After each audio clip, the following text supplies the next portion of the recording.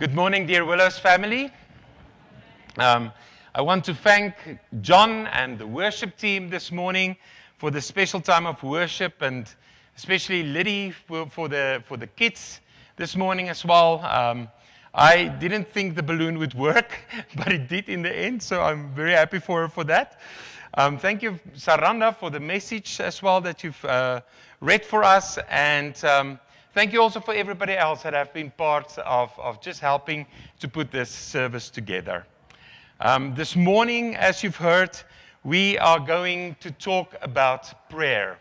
But before we do that, let's just close our eyes and pray together.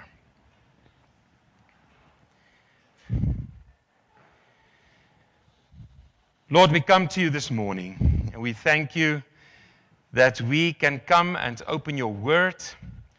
Lord, that we can do that freely this morning as well. Lord, I'm thinking of so many places this morning, Lord, in the world where there's war, where there's people that's torn apart, Lord, that where they are not able to do this. Lord, and here we sit freely and we can open your word this morning. I pray that you will open our hearts, open our minds, Lord, to receive what you have for us this morning.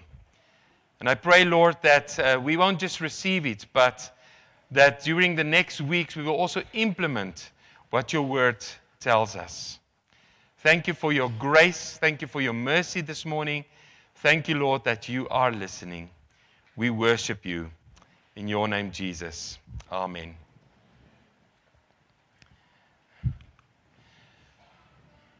So as I said this morning, we are going to focus on prayer, and especially prayer beyond the ceiling.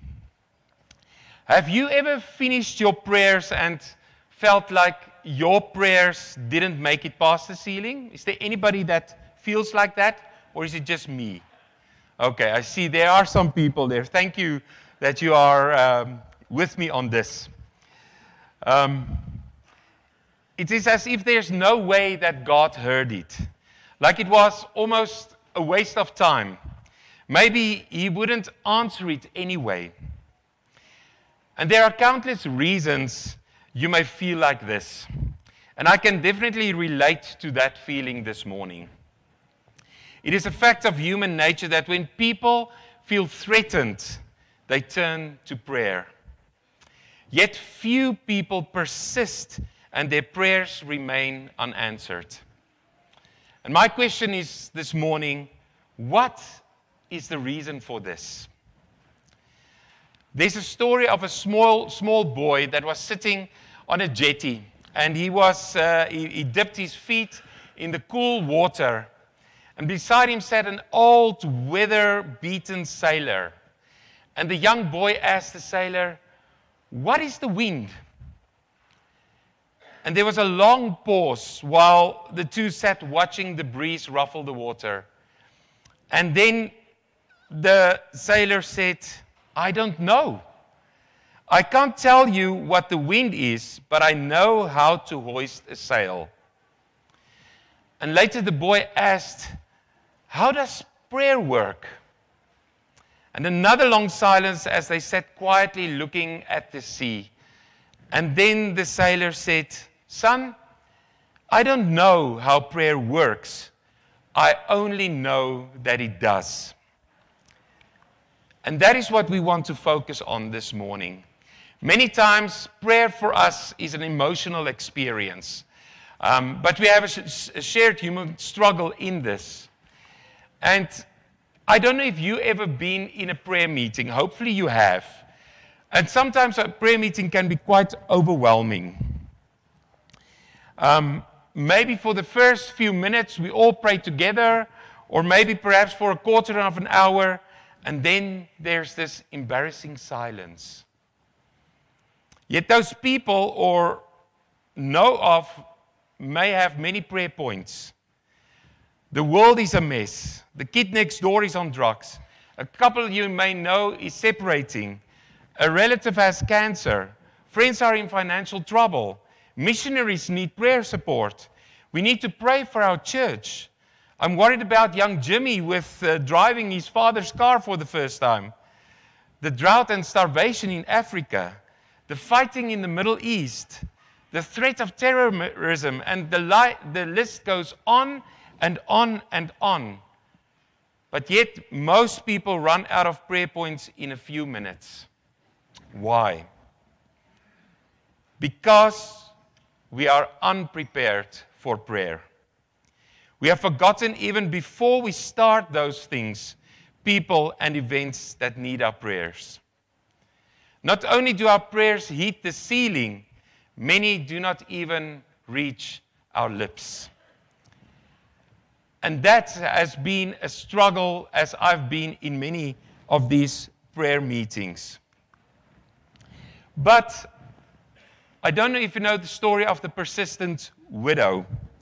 And I want to read it for you. It's from Luke 18, verse 2 to 5. And it says the following. In a certain city there was a judge who neither feared God nor respected man. And there was a widow in that city who kept coming to him and saying, "Give me justice against my adversary." For a while he refused, but afterwards he said to himself, "Though I neither fear God nor respect man, yet because this widow keeps bothering me, I will give her justice, so that she will not beat me down by her continual coming. I will give her justice, so that she will not beat me down by her continual coming." These verses speak clearly of only one message: persistence. And there is no more common failing in our prayer life than a failure to prepare and to persist. How persistent are you in your prayer life? Do you pray for something once and then stop praying because the prayer was not answered? When it feels that it does not go beyond the ceiling, maybe? Almost every transaction in life depends first and foremost upon trusting a promise and acting on it. And you can see that everywhere around you in the world. Now, can I be sure that Jesus is with me? Am I certain that God will hear me? Yes, because of promises made to us in God's Word. But a promise can only be proven by trusting that promise and then by an act that will prove your trust. Now, some time ago in the United States, in a small town, they were going through a drought season. And a church service was held to pray for drought-breaking rain. And I don't know if you've heard this story before, but a little girl came in with an umbrella. And some people laughed at her because there was not a cloud in sight. And they looked at her and they said, "Where's the clouds? Is it going to rain? And you have an umbrella with you?" "Why did you bring an umbrella?" someone asked. And she answered, "Because I trust God will answer my prayer." She was the only one who took an umbrella. And isn't that how we are sometimes? Sometimes we pray for something, but we don't trust that God will answer our prayers. Just like this congregation prayed for rain, but they didn't really trust that God will give them rain. Now, faith is like an umbrella that shelters us during life's unpredictable storms. It stretches wide enough to cover doubt, fear, and uncertainty, offering hope even when skies are darkest. Under this umbrella, people from all walks of life find comfort, direction, and strength, trusting in something greater than themselves. It doesn't stop the rain, but it helps us keep walking. And I really wonder sometimes if we understand true faith. Charles Spurgeon said the following: "As artists give themselves to their models and poets to their classical pursuits, so must we addict ourselves to prayer." So must we addict ourselves to prayer. But do we have enough faith to trust in our prayers? When I was at a missions conference in the Czech Republic, we were trained in doing drama. And one of the dramas that we did was about prayer and about the Lord's Prayer. And it went something like that. There's a man that wakes up in the morning and he thinks, oh, yesterday I haven't spent time with the Lord. Hopefully today I will. And he makes his bed and he goes to breakfast and God says, good morning, my son. And the man goes on and he dresses and he gets into his car, drives down the road, and there's some taxis that he gets very frustrated with, and there's maybe a swear word that goes out to one of those taxis, and God says, good morning, my son. And the man goes to work, and he had a terrible day at work, and it felt as if the whole world was just coming down on him. And God says, I'm here for you, son. And the man goes home and he sits at his home and he feels lonely and he says, maybe I need to speak to God about this. And he says, good evening, Lord. And God says, good evening, my son. Where were you this whole day? I've been wanting to talk to you the whole day, but you didn't want to talk to me. And isn't that many times how we deal with God? Many times we speak to God at a moment when He is ready for us, what we think. He's ready for us to listen. But God is there 24/7 to listen to our prayers. He's always there, every moment of the day. Even when you go in your car and you are behind that taxi and you know you're doing something that you're not supposed to do, God is there as well. And He wants to speak to us. But we are the ones that many times keep silent.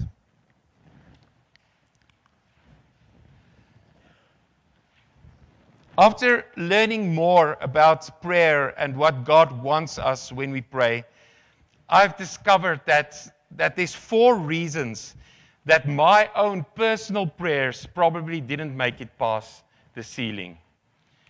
And I want to speak to you about those 4 reasons this morning. The first one is I wasn't willing to do my part. Secondly, I wasn't willing to forgive others. Thirdly, I didn't really believe that God can. And fourthly, I didn't really sincerely want to do God's will. And I must tell you this morning earnestly that last Wednesday I had a sermon prepared. And Friday morning I woke up and God just prompted me to speak out of my own life and my own prayer life and how I struggle personally as well. And I hope this will mean something to you this morning as well.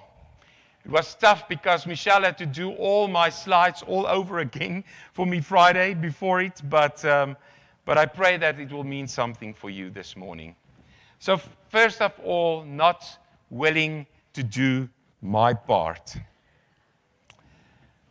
When I was in college, in university in Port Elizabeth, I was stuck in habitual lust. And I felt as though I would never be able to get out of it. I would beg God to help me, and it never felt like I was getting anywhere. And He wasn't hearing me. And my prayers were going just under the ceiling. And years later, I figured out why. And this is the verse that made me figure this out. And it says in Romans 13, verse 14, rather clothe yourselves with the Lord Jesus Christ, and do not think about how to gratify the desires of the flesh. When I was in college making those choices, I made every provision for the flesh. God's word explicitly had an answer. And even though I didn't know that verse then, I knew I should be putting up safeguards, but I just didn't want to. I was unwilling to do my part to stay away from sin. I basically rolled out the welcome mat and said, sin, here I am, come in. And sometimes I think my prayers didn't get past the ceiling because I refused to do my part. Sin in our lives always keeps us in a boxed up room with an iron ceiling. And we need to break with our sin so that our prayers can break through the ceiling. And we all know that. And we speak about sin. And we know there's things in our lives that God doesn't want us to do. But we do that. And that is what is keeping us from getting our prayers through the ceiling. Secondly, I was harboring unforgiveness. When it comes to forgiveness, the Bible has plenty to say about it. And I want us to focus on the following verse, and it's in Mark 11, verse 25. It says, "And when you stand praying, if you hold anything against anyone, forgive them so that your Father in heaven may forgive you your sins." It is so clear, my dear friends. It's so clear in God's words. When you stand in prayer, if you hold anything against anyone, forgive them so that your Father in heaven may forgive you your sins. In other words, if you are praying and you realize you are harboring unforgiveness against another person, you are to forgive them right then. If you don't, you are back at what I mentioned in number 1.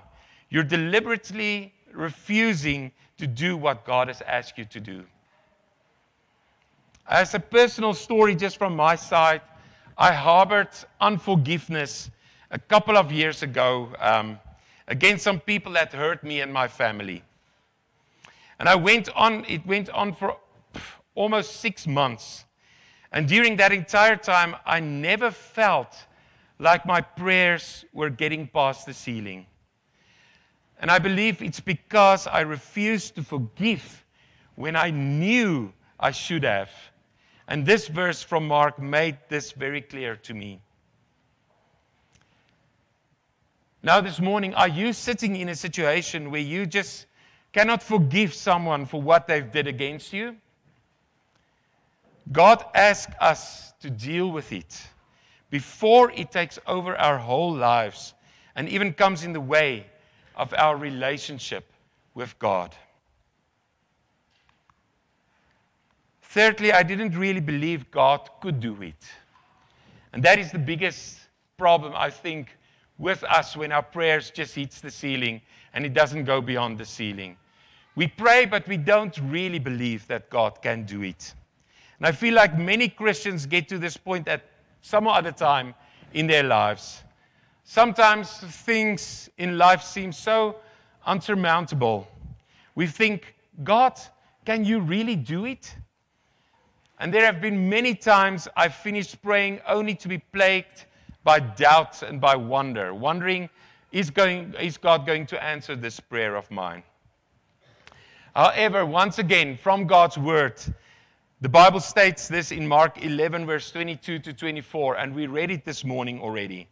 "Have faith in God," Jesus answered.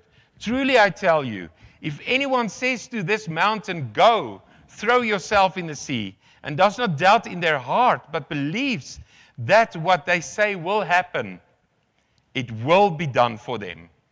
Therefore I tell you, whatever you ask for in prayer, believe that you have received it, and it will be yours." I've realized that praying and thinking God can't do what you are asking for is not a recipe for success. The outcome is what we put God in. We put him in a little box, and we make him so small. And we need to stop doing that, my dear friends. Many times, God is much bigger even than the biggest prayer that we think that we can give to God. And we have to pray knowing he can. He can do it. And ultimately, we must pray that his will be done. Now, Robert J. Morgan tells the true story of two young sisters, Annie and Vanie. And they were stranded in the cold outside a factory one night after Vanie collapsed from an illness that she had.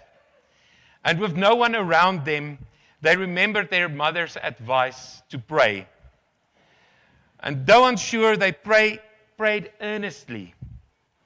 And moments later, a man, compelled by an unshakable feeling, walks out of the factory and finds them in the cold and dark night.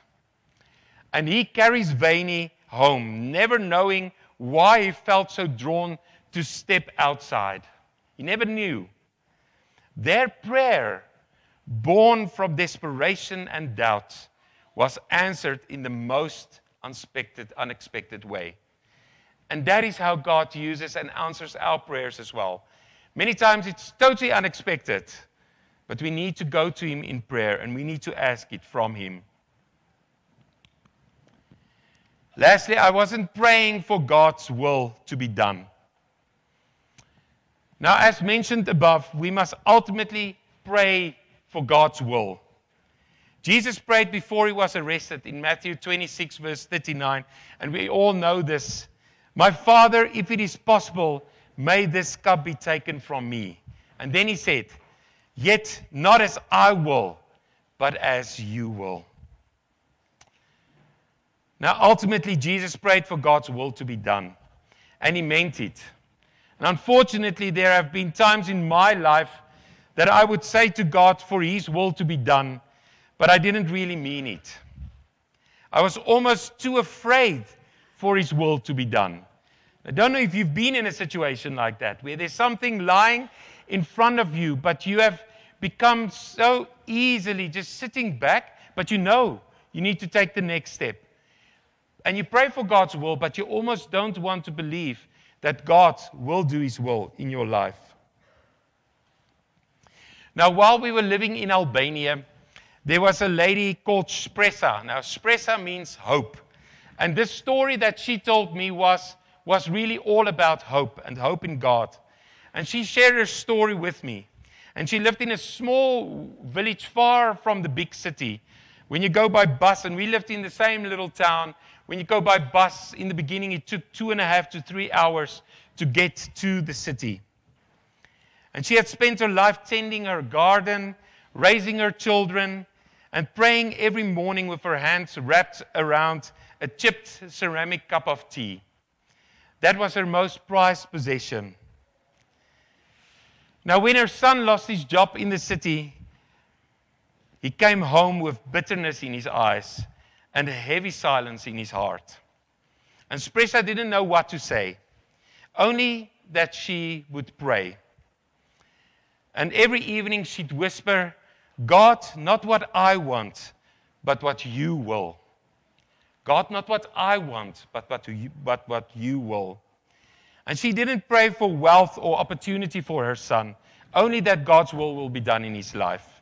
And even if it looked different from what they hoped, that is still what she prayed for. And weeks passed on. And one day her son began helping an old neighbor to repair a broken fence. Then another neighbor asked for help. And word spread, and her son was busier than he had ever been, even in the city.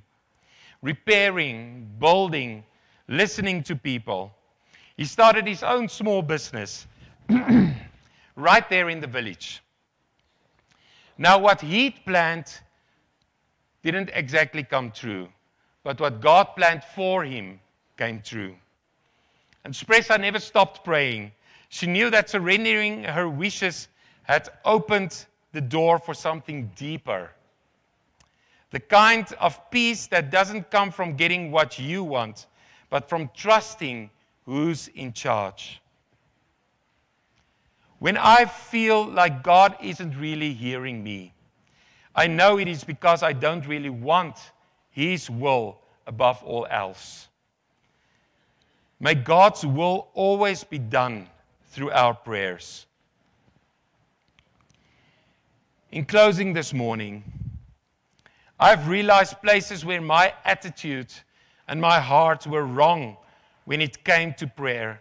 And I want you to learn from my mistakes this morning. Somebody said, Satan trembles when he sees the weakest saint upon his knees. Satan trembles when he sees the weakest saint upon his knees. I wasn't willing to do my part. I was harboring unforgiveness. I didn't really believe that God can answer my prayers. And I wasn't praying for God's will to be done. And because of that, My prayers never went higher than the ceiling. Psalm 34 verse 17 said, the righteous cry out, and the Lord hears. He delivers them from all their troubles. Have we stopped trusting God with our mountain-sized prayers? My hope and prayer is that our prayers may reach beyond our human-made ceilings, because that's really what it is. We made the ceilings. Prayer is an amazing gift, and I do not want you to feel discouraged when it comes to this area. Yes, sometimes it does feel as if our prayers don't make it past the ceiling, but it's just a feeling. God is still in control. God is still a God of miracles. Let's trust Him with our prayers. Let's pray together.